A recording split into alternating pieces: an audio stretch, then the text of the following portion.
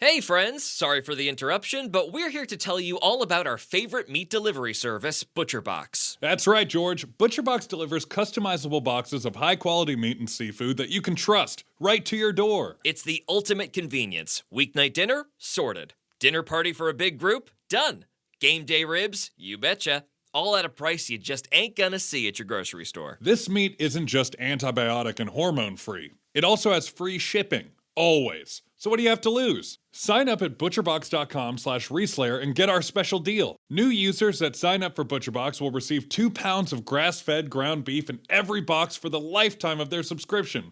Plus $20 off your first box when you use code RESLAYER at checkout. Bada boom, sold. Huh? Just sold my car on Carvana. Dropping it off and getting paid today. Already? What, you still haven't sold yours? You told me about it months ago. Is the offer good? Oh, the offer's great. Don't have another car yet? I could trade it in for this car I love. Come on, what are we waiting for? You're right. Let's go. Whether you're looking to sell your car right now or just whenever feels right, go to Carvana.com and sell your car the convenient way. Terms and conditions apply.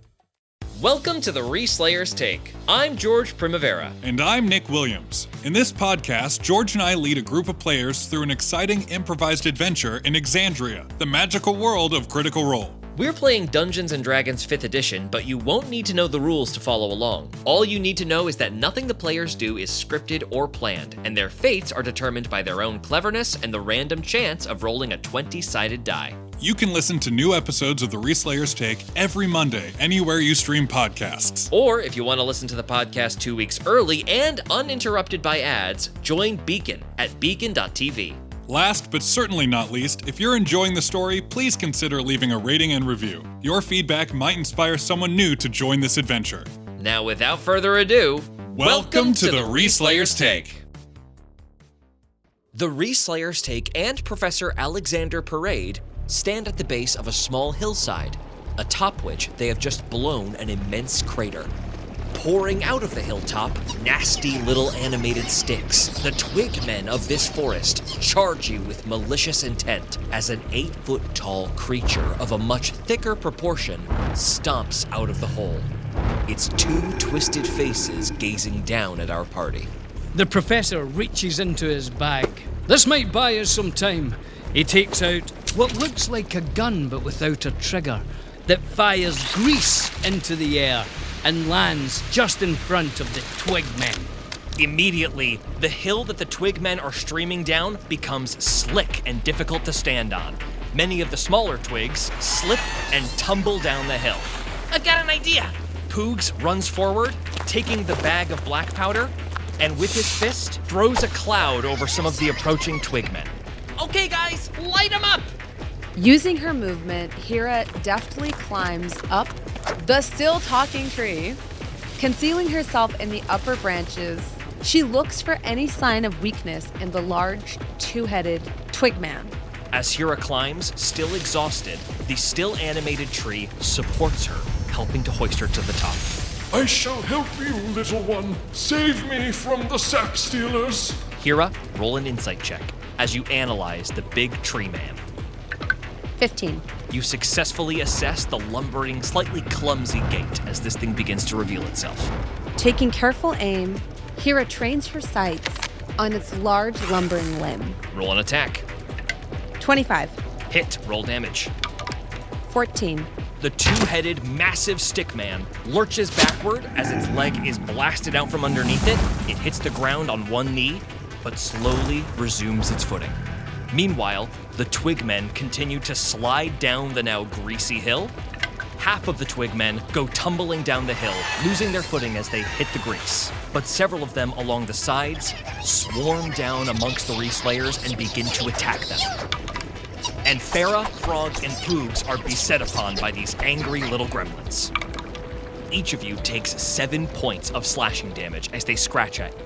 Poogs is brought down to 14 points of health, Farah brought to 41, and Frog to 21. Farah takes 3 swings with her short swords. With the fire short sword, she attempts to lob the tiny twigman at the larger stickman. Roll 1 attack with the regular short sword. 15. Hit. One of the little twigmen is cleaved in half. Roll your attacks with your flaming short sword. 11. 11. 2 misses. As you go to try to lob the little twigmen, they dive out of the way of your flaming sword and continue to surround you. With her eyes set on the large twigman, Frog channels her ki and steps like the wind, squishing the tiny twig creatures underfoot as she goes. As she runs, the little twigmen scrape at her legs. Frog takes another 7 points of damage, bringing her to 14 points of health. We're gonna break your curse! Frog makes 2 quick jabs at the creature. Roll your attacks. Nat 1, 14. 1 miss, 1 critical failure. As Frog goes to punch the creature, she misjudges how much force to use and instead simply punches hard wood, taking 1 point of damage, bringing her to 13 points of health. This massive twigman seems unperturbed. Timpani turns around to the surrounding dense forest and yells, "Light 'em up, buddies!" And as he does, he casts Fairy Fire, and within a moment, a cloud of fireflies surround the twigmen and land on them, illuminating their outlines. The massive two-faced twigman and all the little twigmen fail the saving throw. All attacks against them will now have advantage. Now lit up, the two-faced twigman staring down at Frog brings a massive branch-like arm down on top of her. Frog takes 5 damage as it slams into her. The twigman then follows up with its other arm. Another hit. Frog takes an additional 7 points of bludgeoning damage, bringing her down to a single point of health. And you see this twigman, after having struck Frog twice, suddenly take its back foot, entering a stance that seems very much like Frog's monk stance. As it mimics her fighting form, the two-headed twigman suddenly launches very quickly out of the hole, running in the same way that Frog did up the hill. Hey, that's my move! As it passes, Frog desperately reaches out to make another strike on this creature. Roll an opportunity attack. 15. Miss. The creature is too fast as it darts past you, trampling over its tiny little kin. And then, Frog, looking down into the hole that has been created because of this crater, you see another massive branch, another wooden face reveals itself, and then a massive twigman with 6 spindly legs begins to crawl up out of the hole like a disgusting insect. Oh, 2 big ones now, that's it. The professor sees the first twigman run towards him and fires his blunderbuss straight at his head. Roll an attack with advantage. 26. Hit. Roll damage. 20 damage. One of the 2 heads of this stick creature is blown clean off, and it reels backward, clearly disoriented. The professor uses his other 2 arms to reload his blunderbuss. The 2 robotic arms move with incredible dexterity. Poogs, beset upon by the tiny twigmen, disengages to get away from them and runs up the friendly animated pine tree to join Hira. Ha, ha, ha, sorry, thank you, sorry. Of course, tiny one! Flee! Flee the sap stealers! Seeing one of the heads fly off of one of the large twigmen, Hira takes careful aim at the second head. Roll an attack with advantage. 26. Hit. Roll damage. 17.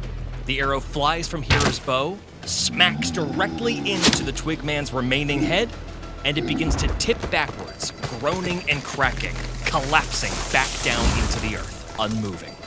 As this happens, a dark energy begins to coalesce around the wooden creature's form and drifts through the air up to Hira, seeping into her skin. Hira, you gain 5 temporary hit points, bringing you to a total of 45 hit points and 5 temporary hit points. The tiny twigmen begin to stream up the friendly living tree. They approacheth! I shall warn you, my friends! The pine tree's needles suddenly become a full wall, blocking the twigmen from ascending the entire tree. Poogs and Hira are protected, while the rest of the twigmen jump the rest of the party. Timpani takes 8 points of damage, bringing him to 70, and Farah takes 3 points of damage, bringing her to 38. The little twigmen scratching at their skin. Farah tries to do the same thing she did before. Roll your unlit short sword attack. 15. The little twigmen avoid the swinging short sword. Roll your flaming short sword attacks. 24. 11. Missing wildly once, Farah, forgoing the damage, is able to connect with several of the powder-covered twig blights. They immediately burst into flame, and they are flung through the air towards the massive six-legged twig blight that is just beginning to show itself out of the hole. Farah, roll an athletics check. 14. 2 of the twig blights make it all the way to the six-legged creature that is now emerging. Roll 1d4 bludgeoning damage and 1d6 fire damage for each of them. 6 bludgeoning damage, 10 fire damage. And the 10 fire damage is doubled to 20, for a total of 26 damage. Farah, not caring about the tiny twigmen around her, rushes towards Frog, gaining 30 feet. The twigmen attempt to scrape at Farah, but miss. Farah takes out Dr. Fitzwaggle's nesting doll tincture and tosses it to Frog.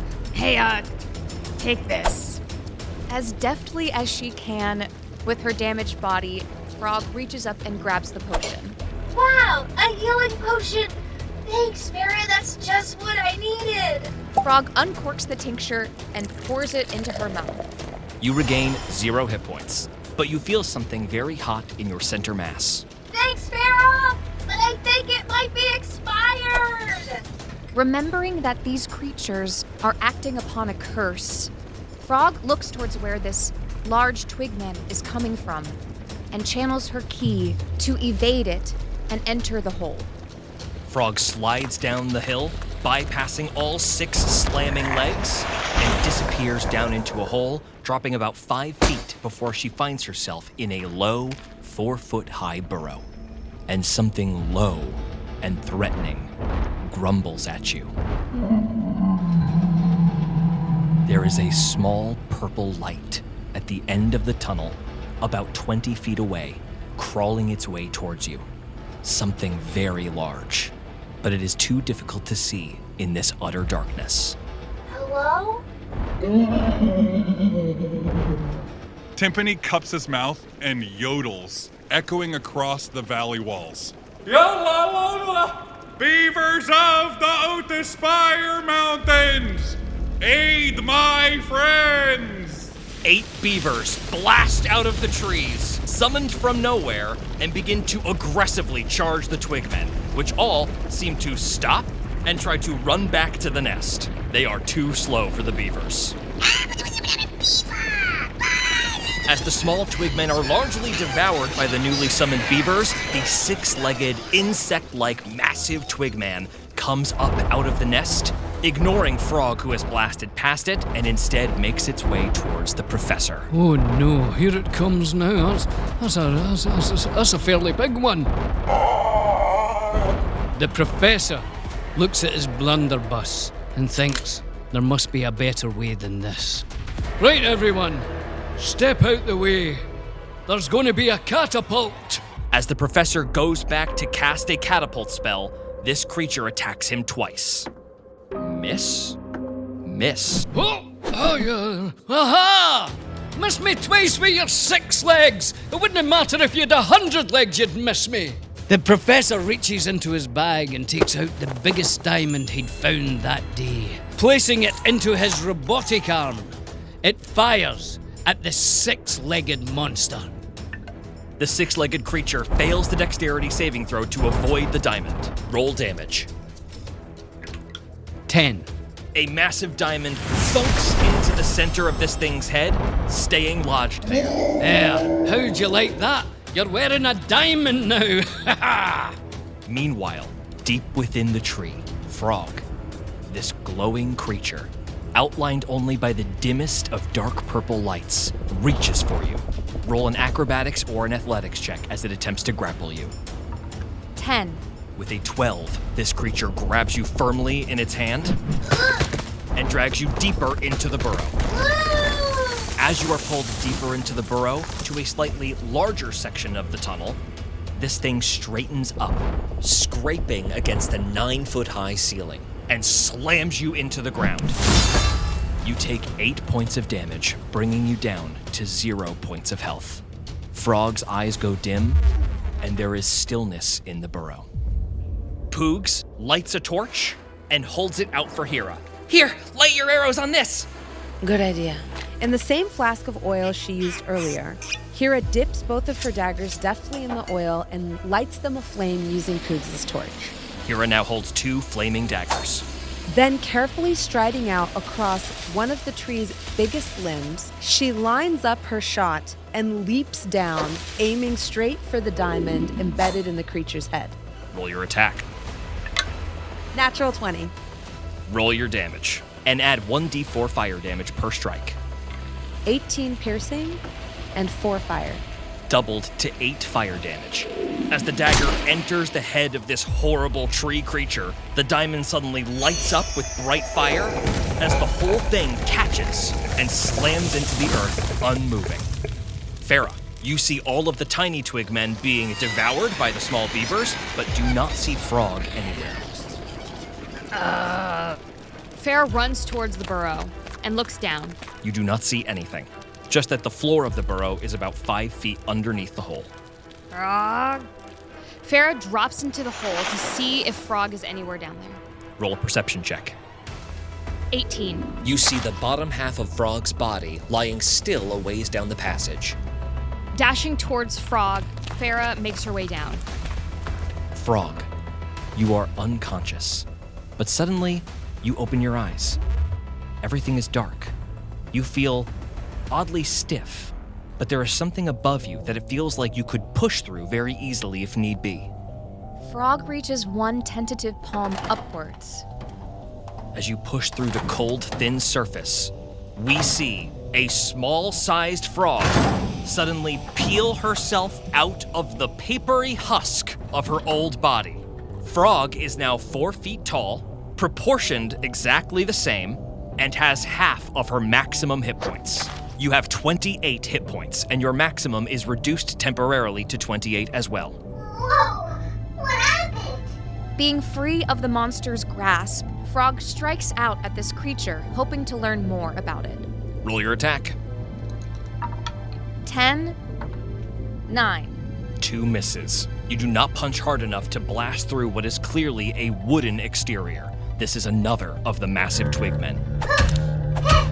Channeling her ki, Frog strikes out 2 more times, desperately trying to make contact. Roll 2 more attacks. 11, 16. 1 miss, 1 hit. Roll damage. 8 bludgeoning damage. And with her 1 hit, Frog learns more about the creature. Analyzing. Frog learns that these creatures are vulnerable to fire damage and cannot be charmed, blinded, or deafened. Besides that, Frog, you sense a dark presence within this creature's form, though you are not quite sure what it is. Come on, Professor. We gotta go help him. And Timpani dashes towards the burrow. As the professor runs towards the burrow, he removes his eye and throws it down the hole to see what's happened to Frog. As the eye rolls down into the burrow, being easily able to see in any amount of darkness, you see a teeny tiny version of Frog facing off with your old Twigman nemesis. Now I can see what's going on in there. The frog is down there, but she's tiny whiny weeny now. She's as small as me, smaller in fact. In fact, I don't know if I've told you, but I'm thought of as being quite tall amongst the door, 4'11". And who's that with her? That's him. That's the big fella that took Douglas's heart, and I took his leg. Down in the hole, the one-legged massive twigman starts to beat on the tiny frog. Teeny tiny frog is able to avoid 1 swipe, but the second connects, dealing 5 points of bludgeoning damage, bringing her to 23 points of health. Poogs slides down the tree outside and starts to run towards the hole. The exertion of battle weighing on her, Hera's hooves feel heavy, but she pushes through it, dashing into the burrow. Farah rounds the corner and sees Frog tiny. Oh, hey, it worked. Farah, your flaming sword lights up the tunnel. This massive one-legged twigman is trying to crush the much smaller frog, and in the center of its chest is a dark gem, spider web cracked at the front. And around the gem, there is dark magic seeping into the creature in a vein-like formation. Farah rushes forward and takes aim at the heart. Roll your attacks. 14, 16, 19. 1 miss, 2 hits. Roll your damage. 9 piercing damage, 8 fire damage. And the fire damage is doubled to 16 points of damage for a total of 25 damage. Now able to see the heart of this creature, Frog strikes out at it. Roll your attacks. 26, 26. 2 hits, roll damage. 16 bludgeoning damage. Frog focuses and makes 2 more strikes. 26, 24. 2 more hits, roll damage. 15 bludgeoning damage. Timpani, eyeing the size of the little burrow, turns to the professor. Professor, you might want to go down before me because my big Pazuki might not fit into this burrow. Oh yeah, well that's a good point, right enough. The professor makes his way down into the burrow. As you slide down into the burrow, you see quite a bit of activity, betrayed by the flaming light around the corner. The professor follows the light and makes his way towards the diminutive frog. As you turn the corner, you see Farah and Frog facing off against your old foe. Ah, I knew it was you there. The professor picks up his eye and places it back in his head and fires off a single round. Roll an attack. 29. Big hit. Roll damage. 8. Professor, how do you want to do this? The professor places his finger on the trigger of the blunderbuss, as he had so many years ago, against this villain who had stolen his dog's heart. He pulls hard, and the blunderbuss lets out its bang. The monster tries to avoid it to the left, but no, the blunderbuss does its terrible damage, and the monster was no more. As the gigantic twigman goes still, there remains a glowing purple light. Hey, Professor! Timpani has wedged himself headfirst down into the burrow, the big tire of his belly getting stuck in the entrance of it. Here, Timpani, let me grab you. Pokes, is that you? Push my butt from outside, I want to get in there. Timpani wiggles in a commando crawl down the burrow, trying to get to the rest of the group. Frog? Oh, gosh, Frog. Yeah, look at me, I'm smaller. Why? Well, I don't know. Look at what my body used to be. Where Frog used to be, there is a curdled, almost papier-mâché version of herself that crumbles to ash before your very eyes. Oh my God! But are you okay? You feel normal? Yeah, I feel great. This is actually a little-known fact of the Aurorian people. They would slowly let go of their skins, thereafter becoming smaller and smaller until they were the size of flies, fleas, atoms, and then that's how they suddenly disappeared. Whoa. Well, you know what's funny is, frogs are amphibians. They don't shed their skin like reptiles do. That's actually great knowledge. Well done. And now for a brief intermission.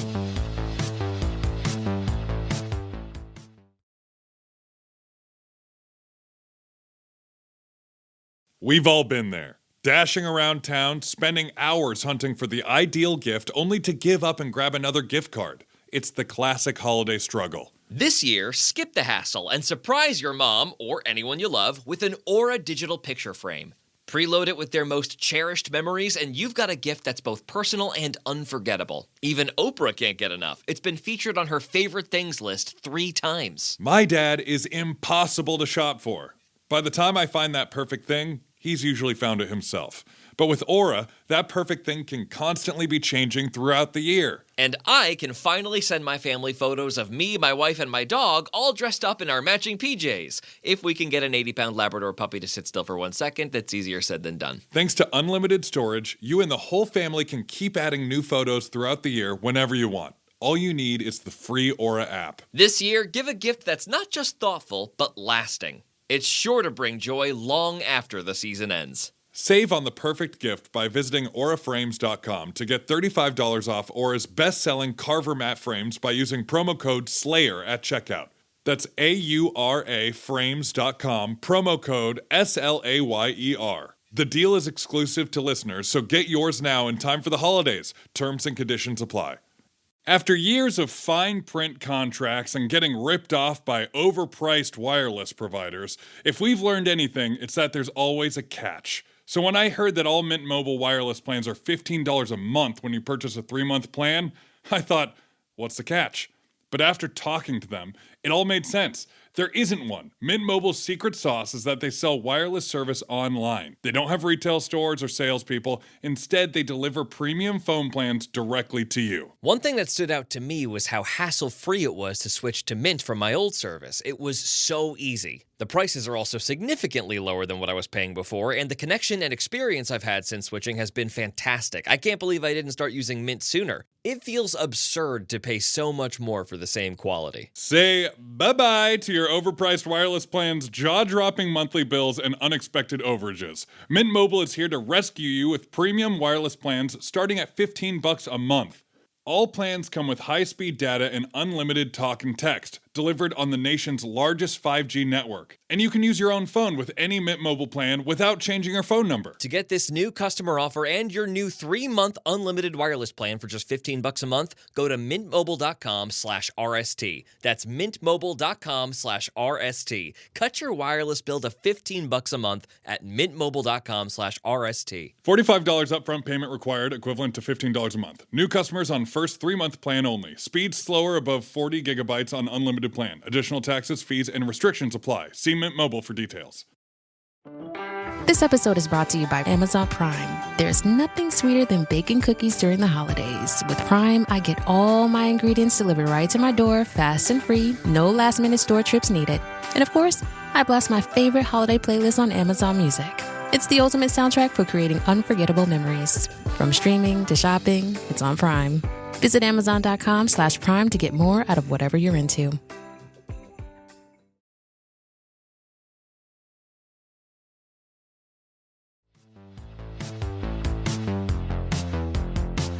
Now back to the show. What's that glowing light? Is that the Heartstone? Farah takes out some old clothes from her pack, using it as a glove to pick up the Heartstone. With a little wrenching, the Heartstone comes free from the creature. As you cradle the cracked round black stone in your hands, you can see that there is yet more burrow to be explored. Maybe your dog's heart is this way. Farah gestures for the team to follow. Every screwdriver! That too. As you all descend deeper into the burrow widens into a room with about a 10-foot high ceiling. In the center of this room, there is a basin created from earth that resembles a large cauldron. It has not been used for a very long time. There are odd, strange trinkets everywhere. Little piles of artifacts, weapons, armors, and notably, a 2-foot-tall door set into one of the walls. Realizing that this place may have been of great import to the hag, Hira carefully checks for any treacherous mechanisms, traps, or cursed items which may have been placed in such a way as to tempt any invaders. Roll an investigation check. 26. Hira, as you walk forward, you see there are magical runes, just barely visible in the lip of the old cauldron. Without touching it, you determine this to be a very powerful necromantic magic trap. Anyone who touches the cauldron will trigger a circle of death, a wide-ranging area of effect that deals immense necrotic damage to all in the area. You determine it is probably best to stay very far away from this cauldron. Investigating the other piles, you do not see any other similar traps. With her foot, Hira draws a wide circle around the cauldron. I think a good idea was if we could split up and don't enter that circle whatever you do. I think that's a good idea. But if you could have a look for Douglas's heart, if you could see it. It's quite easy to recognise. I made it myself, you see, and I've actually forgotten what it looks like, but you know the general size. And the professor heads over to the nearest pile to look for Douglas's heart. Professor, roll an investigation check. 20. As you dig through the nearest pile, you find a shiny, gold-capped emerald cylinder held delicately between your fingers. Oh, well, here we are. This is it. Oh yes, this is it. I remember it well. I remember it was a Tuesday when I started making this. I got a couple of bits down. Anyway, we don't need to get into that. This is it. I mean, I think we should get back and see Douglas. And should we go back now, everyone? What do you think? Should we vote on it? Come on, 1, 2, 3. I say yes. Yeah, let's get out of here. Congratulations, Professor. I'm so excited for you. Really quickly, I want to see if I can find my screwdriver, and then we can get out of here. Well, that's a good idea. I hate when I lose my screwdrivers. Let's everybody look for Frog's screwdriver. The professor puts Douglas's heart safely into his bag and starts searching for Frog's screwdriver. Frog, roll a perception check with advantage. 19. Lying to the side of one of these larger piles is Frog's screwdriver. Oh, look, there it is! It is being held by a tiny, inert twigman. Frog gingerly picks up the twigman, pulls the screwdriver out of its arms, stuffs it back in her bag, and lays the creature back onto the ground. Thank you for keeping hold of it. The object does not respond. While the team is looking for the screwdriver, Farah takes a look at the tiny door. It is locked. Farah beckons Hira over. Can you open this? I'll unlock this. Then we leave here because you saw what the hag's magic did to Zella. I don't think we should hang around here for too long or mess with Fey witchcraft. Okay, that's fair. Shaking on their deal, Hira unties the leather bow that keeps her thieves' tools furled. It unwraps until it hits the ground with a clang. Hira, make a thieves' tools check. 27. The door easily opens. And as it does, it reveals what can only be described as a too small child's bedroom. There is a tiny little bed in the corner, dusty, unused blankets piled up on it. There are rudimentary drawings plastered over the walls, and most notably, sat on a little shelf in a row, there are several twigmen, bound together with twine, a child's plaything. In their hands, they clasp little toy weapons. Hira, Farah, roll an insight check. 7. 13. Hira, you think back to what Zella said about his time being raised by the hag, and remembering this, see a crude child's drawing, labeled with the backwards, clumsy hand of a child. Agatha-Mother. Gingerly, Hira takes the drawings from the wall. Her lower lip quivers, but she clenches her jaw and holds out her arm brusquely to Frog. Here, take these and put them in your stupid journal. In case we see Zella again, maybe he would want them. I don't know, it's stupid. Frog takes the illustrations. These are really good drawings.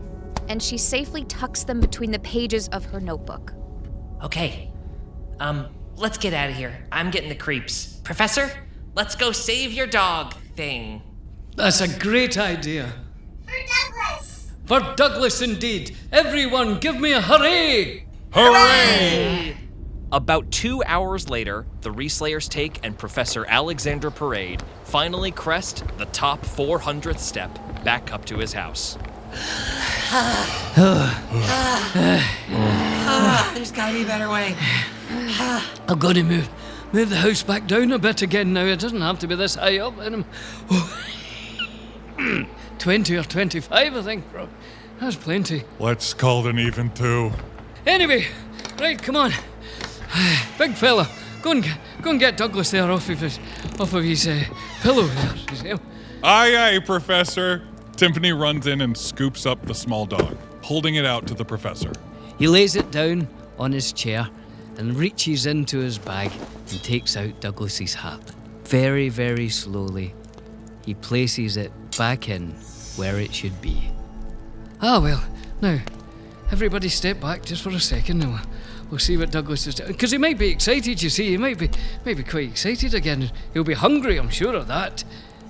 The little cylinder begins to whir inside Douglas's form. The gears slowly begin to turn, and the legs suddenly begin to twitch, and Douglas rights itself. Even though it has no face, it seems to look up at the professor. Bark, bark, father. Bark, bark. Ah, there he is, the cheeky wee thing. Look at him there. That's lovely, isn't it? Bark, bark. Oh, look at that, everyone. That's wonderful, isn't it? That's great. And it does talk. Oh, of course it talks. I said that to you. Well, let's get back down the stairs, everyone, and we'll throw a ball for Douglas, will we? Come on. Bark, bark. Why can't we throw the ball up here? Well, that's too far. Come on, everybody, down the stairs. Come on. Oh. The professor runs to the front door along with Douglas and makes his way down the steps faster than he has for 200 years. Dragging her feet, Hera follows. Farah groans and begrudgingly follows. Hanging back for a moment, Frog turns towards the musical gadget. She pulls out her journal and sketches the device as accurately as she can, hoping to find pieces or advice on how to fix it in the city. She goes down the stairs to join her friends. The professor throws the ball as hard as he can, and Douglas goes off and fetches it and brings it back. Well, this is great, isn't it? I mean, you could spend all day doing this. I mean, it's a fun game. It's really a fun, but I'm absolutely exhausted now, actually. Back up the stairs, everyone, and we'll get a cup of tea and call it a day. Actually, Professor, I think we need to head out. We've got other stuff we need to take care of. There's a scary wizard who's following us in the ethereal plane and really wants us all, I think, dead. So we shouldn't stay in one place for too long. Ah, well, you're probably right. You've got things to do. You're all young people, and. Do you want to come back to Vasselheim with us? No, I think I'll stay here with Douglas. It's a very kind offer, but I've got to bring the house back down again. I want to bring it down to 10 steps. I think that's probably enough. Now that we don't have the twig people, there's no need to be away up there, you know. Well, you're welcome to visit us anytime. We have a whole 5-story walk-up all to ourselves. Plenty of room. Oh, well, that sounds lovely. Maybe I'll do that. I'll bring Douglas as well. We'll have a great time. That's lovely, yeah. Excuse me, Professor. Could I give one of your other arms a shake? As Frog extends her arm forward, the other 2 robotic arms on the professor's back seem to be attracted to Frog, as though magnetized towards her. The professor stumbles forward slightly. Oh, wasn't expecting that there, Frog. Aye. Well, as you know, there's no one knows more about Aeorian civilization than I do, of course. Being head of the Aeorian historians, I don't know if they would agree, but I think I would put myself up there. But, you know what, Frog? I don't think I've got any need for these extra arms anymore. Not now that I've got Douglas. It feels good to throw it with your own arm, you see. So, I think you should have this back. Are you sure, Professor? I would hate to impede your research and your amazing building skills. Oh no, all that will still go on, don't you worry. I've got lots of work to do, but I can do it without these. Very helpful though, so they are. And I don't know if I told you, but Aeorians always had the extra arms. Did I tell you that? Yes, I think along with the eyes. Oh yes, many eyes, many eyes. I've got a lot more in my book that I could pass on to you, but for the time being, why don't you have these? I think you'd enjoy them. The professor loosens the arms on the back of his tweed jacket, passes them over to Frog. Frog holds the 2 arms that now go limp, attached to a long, thin slab, the exact same shape as her back. At the moment, they're a bit too big. Well, hopefully I'll grow into it. Professor, it was a pleasure. Oh yeah, it's been lovely meeting you all. It's been quite some time since I've had so many people, and thank you for all your help with Douglas. That's lovely what you've done there. And also with those twig people, I had a terrible time. So I can get back to my excavations and finding out about the Aeorians and fixing things. I'm very good at fixing things. I don't know if I told you that. Professor, is it possible to maybe get like a small or large vial of some of the black powder you have? I don't see why not. Big fella, there's a big barrel of it just up the stairs. Don't forget to pull the lever on your way up, and you just enjoy that. Use it forever you like, but never more than 3 handfuls, of course. And those are timpani handfuls, right? Yeah, 6.5 cups. Aye, aye, Professor. Timpani throws the lever and begins trudging up the stairs 2 at a time. The traps are reactivated unbeknownst to Timpani, and as he steps on the 8th stair, he is flung into the air. Timpani takes 4 points of bludgeoning damage as he slams back into the ground. All right, back at it again. After another harrowing trek up and down the stairs, Timpani holding a barrel of black powder in his hands and setting it on top of the wagon, the Reslayers bid the professor farewell. Goodbye, Professor! Professor, it has been an honor. Thank you, Professor, for all your Aeorian history. I'll do some research on the black powder and send you anything that you don't already know. But I'm sure you already know everything. Farewell, Grandpa. Just a thought now that the twig people are gone. There's no reason to go so deep in the mountains. Maybe just stick to mining and excavating that one area that's already been obliterated. I'd heard that caldera you created just isn't deep enough, but underneath there is an Aeorian aircraft. You just have to go straight down instead of into the forest, near the trees and animals. Hira, roll a deception check. 14. Hira, that's very, very good information. But if you don't mind, I'll ignore that for the time being, and I'll go blowing up things wherever I fancy, because I'm the man that knows. Right, on your way then. Bye-bye, everyone. It's been lovely to meet you all. Douglas, come on now. Up the stairs. Oh, up the stairs.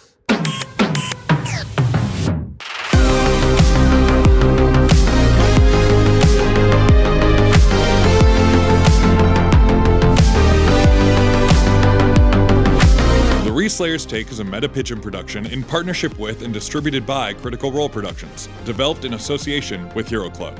Game mastered and produced by George Primavera and Nick Williams, featuring Nick Williams as Timpani Guff, George Primavera as Poogs, Jasmine Bhullar as Hira Agniheart, Jasmine Chiong as Farah, and Caroline Lux as Frog, with special guest Billy Boyd as Professor Alexander Parade. Also featuring Chris Wilmot as Douglas. Thanks for listening, and we'll see you next time.